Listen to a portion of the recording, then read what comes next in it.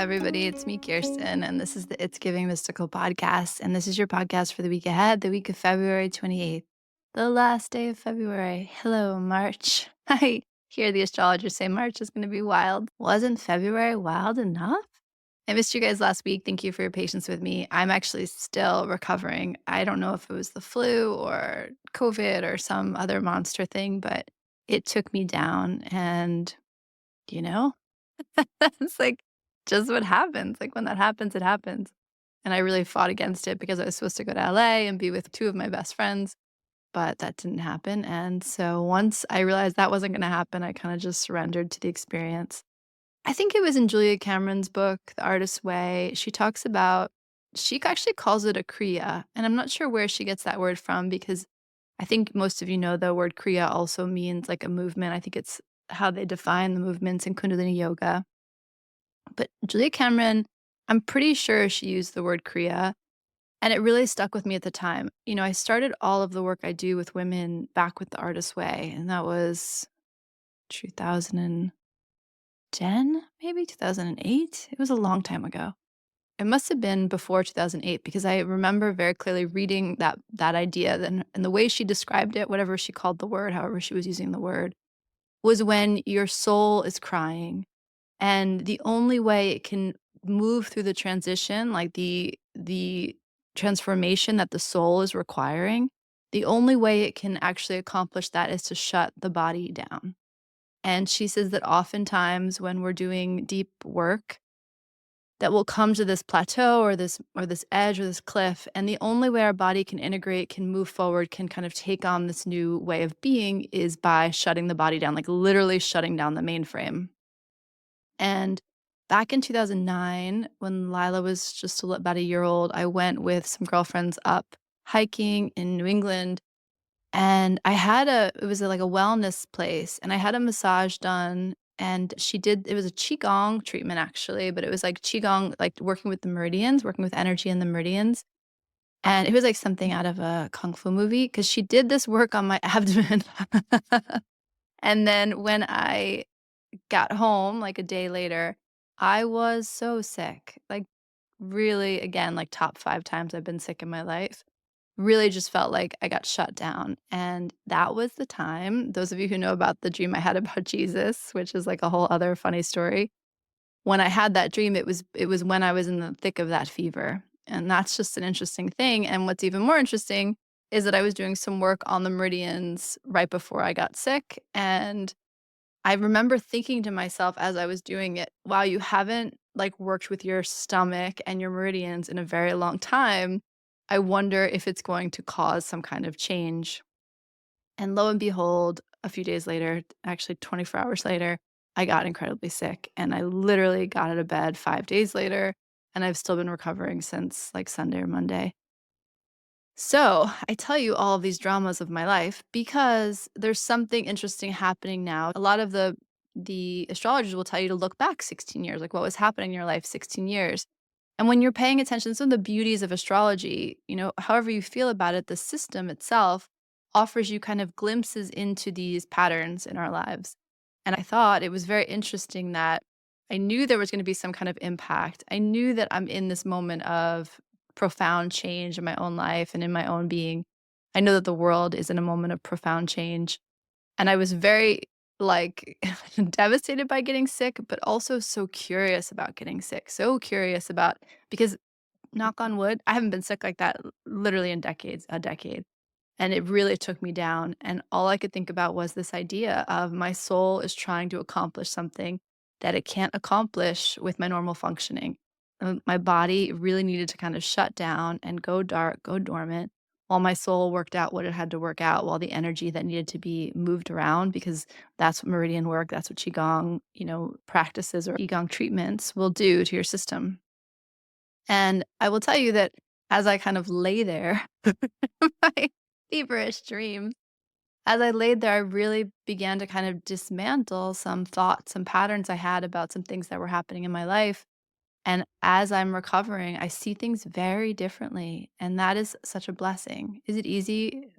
Usually, no. Usually, when our perspective shifts and we're able to see clearly the pattern that we've been living in whatever dimension, usually the revelation around that is both amazing and liberating and heartbreaking at the same time. It's interesting, the kind of creatures we are. We really do seek liberation, and yet at the same time, liberation is so unnerving and ungrounding. And so there's a little bit of a dance to be done there, right? It's kind of balancing the sense of grounded in something deeper and bigger than yourself so that you can liberate this little part of this little corner of the world that is you. So that was on my mind. I wanted to kind of share that with you, even though it really shut me down. I wonder if you have experiences like that, where you have moments where the body really does do its own work in your spiritual evolution. I think that's happening on the daily, obviously. It's happening with every breath in many ways. But there is something about these little chapters, these bookmarks. And I really feel this. It's so interesting because I really feel that whatever needed to happen these last 2 weeks of February, my body wanted me out for it. Like my body was like, you shut down for a minute. Come back in March. Come back and see us in March. So that's just an interesting dynamic. It's this moment for you, or maybe it's another moment for you, but honoring the fact that really all things are for us. All things are for us. And there's something about the world constantly presenting us with data, like with just like, oh, interesting. Oh, interesting. Like, look at this, look at this, look at this way. And I do believe in service to liberation and service to the idea of liberating not just your soul, your heart, but love, energy, flow, connection, peace, all of the good ones, truth. Okay, so that's something that happened. The other thing I wanted to talk about really quickly was momentum. One of the things that really came into my field over these past couple weeks is this reflection around the idea of momentum. I put this video on TikTok. It was like a nothing video. It was like a me being like, does anyone else have this weird urge to not purchase more things? Like it was like literally a throwaway thing I did. I don't even know why I put it out there, to be honest. It has gone viral, so it's got like over 100,000 views and people keep commenting on it. People are very like activated by it. And I've never, me, I'm like sitting in my corner. I've never had anything go viral before. And this was such a non-event. So I was just kind of watching it with curiosity and all the comments were like really positive and people agreeing mostly. And so it's like just this kind of benign thing. But I was watching it and what was really interesting because my kids were watching it, they were laughing so hard at this, but we were watching it and it's so interesting how numbers are such this beautiful example of momentum, of magnetism of the universe. And you think about this idea of billionaires as well. So it's like the numbers start off slow and then once they hit these certain like tipping points or these bumps in the graph, they accelerate, right? There's like exponential growth. And I was watching that happen with this video. I thought that was really interesting.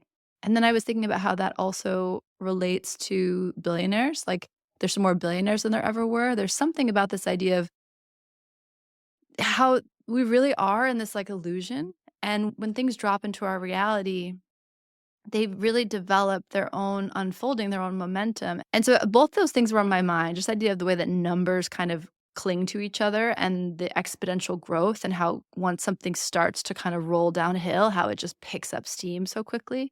And then I have these 2 capis, like, hanging ornaments from my trees, and they were very tangled, and I've tried to untangle them a bunch of times, and, like, I walk by them and try to untangle them, and while I was homesick, I literally had no energy, so I was, like, wandering around my yard.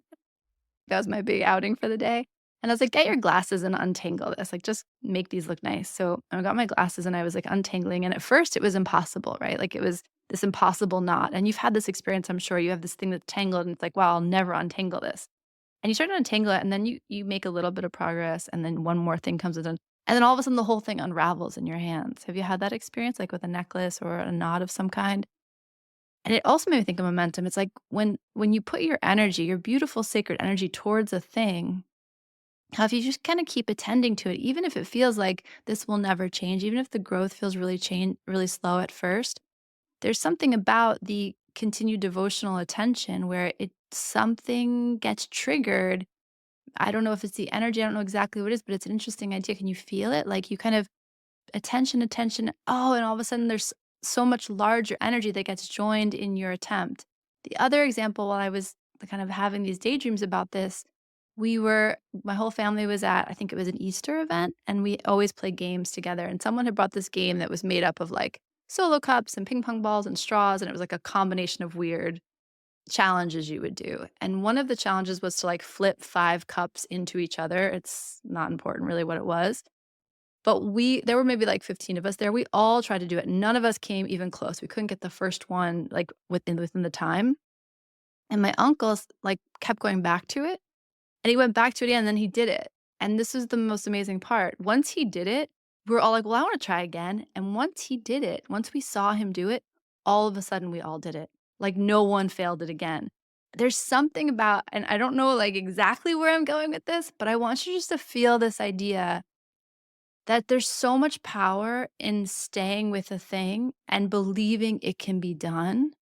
The energy that joins you there, the momentum that picks up is really important. So whatever the thing is that's on your heart, whatever the thing is that feels like a challenge or a struggle for you, I invite you to just kind of bring your attention to it over and over again. Like a garden is the same way, right? Like nothing's happening and then all of a sudden everything's happening. There's something so important about I'm going to try and I'm going to try and I'm going to try. And the universe rewards that. Energy rewards that. There's something about the call, the kind of siren call to join you in this discovery. So I say to you and I say to me, whatever the thing is that you're afraid of or that you yearn for, that you care about or that you want to do, just begin it. Just begin it and stay with it and stay with it. And I promise you, if you stay with it, the momentum will build on its own. So wherever you are, I just want to offer that theme to you. Nothing is impossible. Like, really, really, really, really, nothing is impossible.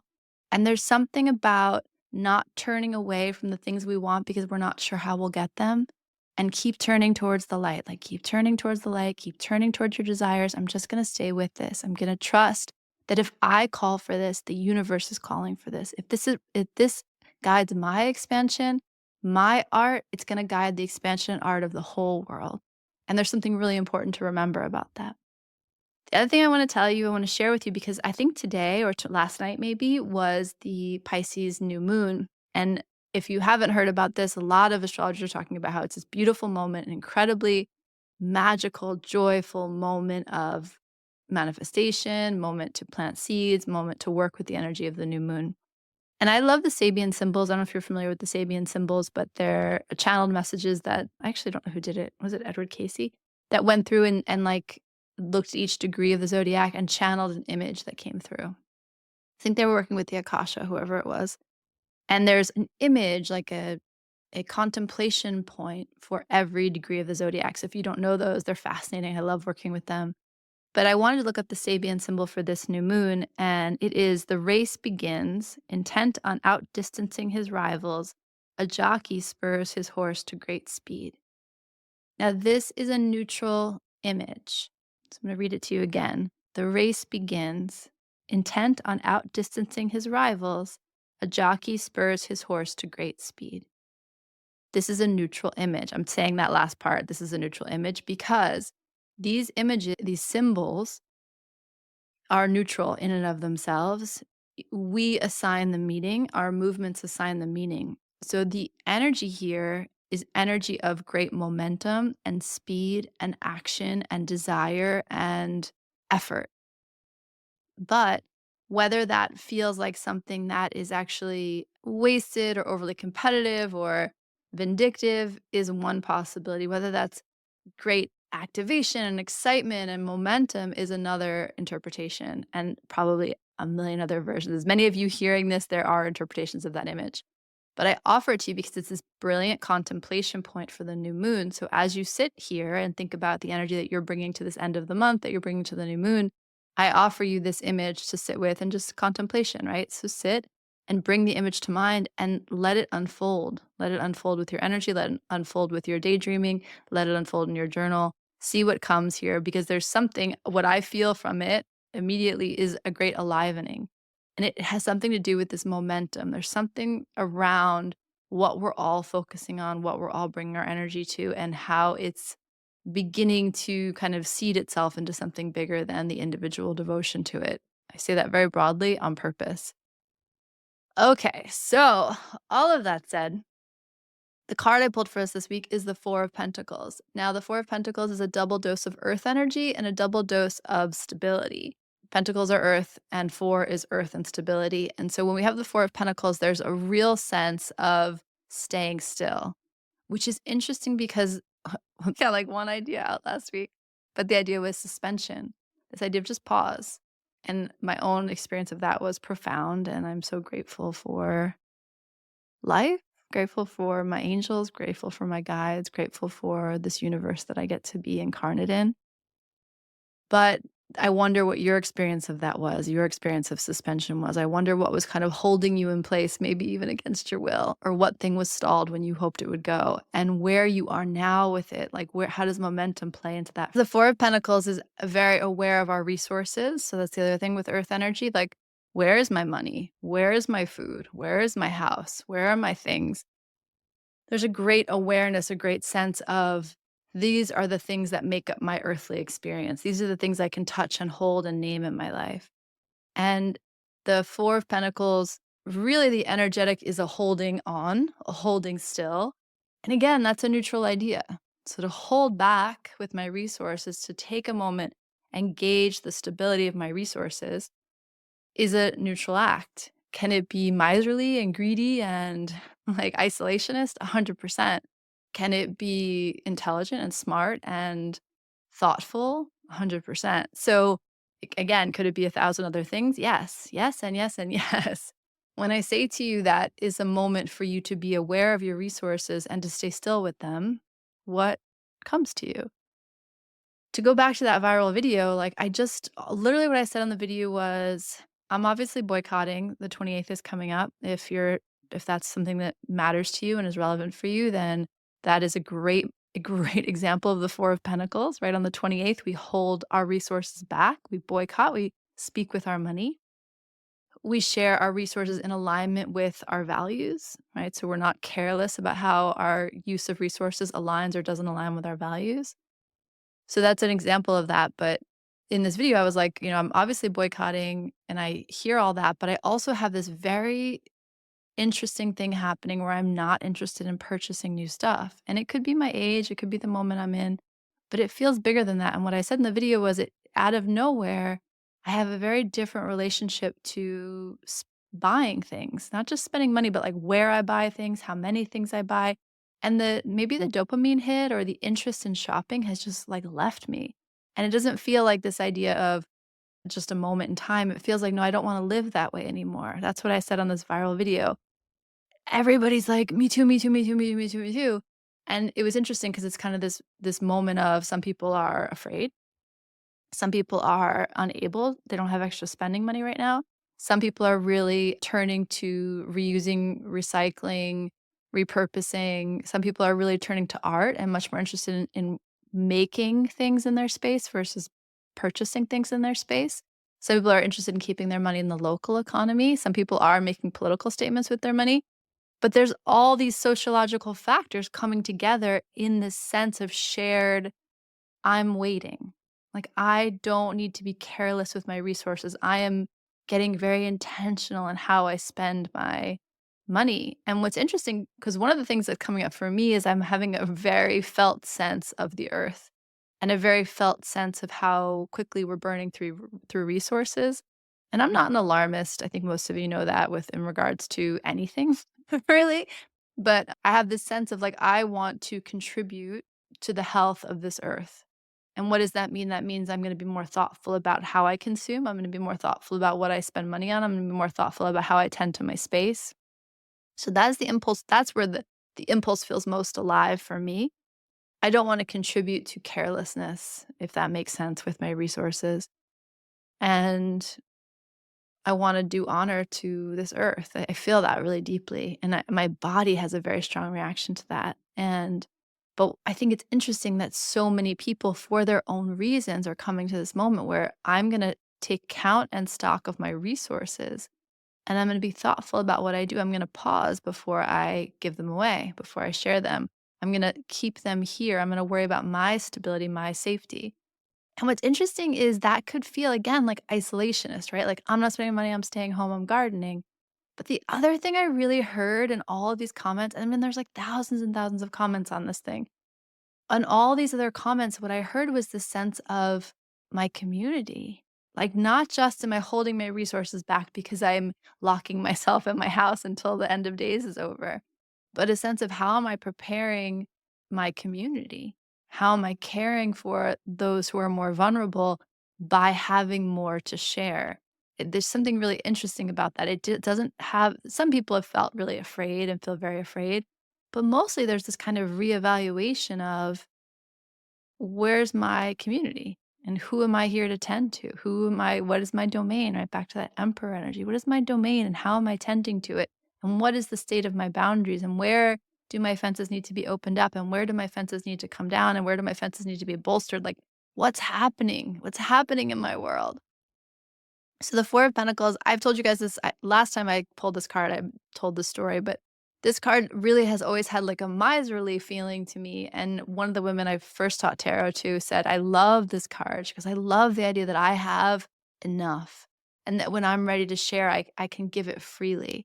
And she really did fundamentally open my eyes to an aspect of this card, which is why studying tarot is so beautiful, which is why studying tarot with a group of people is so interesting. There's so many beautiful perspectives, like rich perspectives. The tarot is a doorway for all of us, and we all are going to see it differently. So, again, I encourage you to take the Four of Pentacles out of your deck, to sit with it, to put it on your altar, to contemplate, to direct revelation, to spend time with it. Because there's something really interesting happening about how we tend to our resources. This is another thing I've been thinking about with my own work, my own business. I'm very content and I wonder about ambition. And the more I begin to think about ambition as something that I do not just to make my own life more rich, more abundant, but because then I'm able to serve my community with more abundance, to serve the people who don't have access to what I have access to more generously. And so there's something really interesting happening in this recalibration. And I'll just the last thing I'll say is like that year we just lived through, it really was trying to bring us back into our bodies. And I think it probably achieved it more than maybe you recognize unless you're actively tracking that. Because as we're more in our bodies, we're more aware of our food, we're more aware of our environments, we're more aware of the earth. As we drop into our body, as our body becomes something divine to be in devotion to, something, some sacred companion on this journey, it will change our relation to all material things.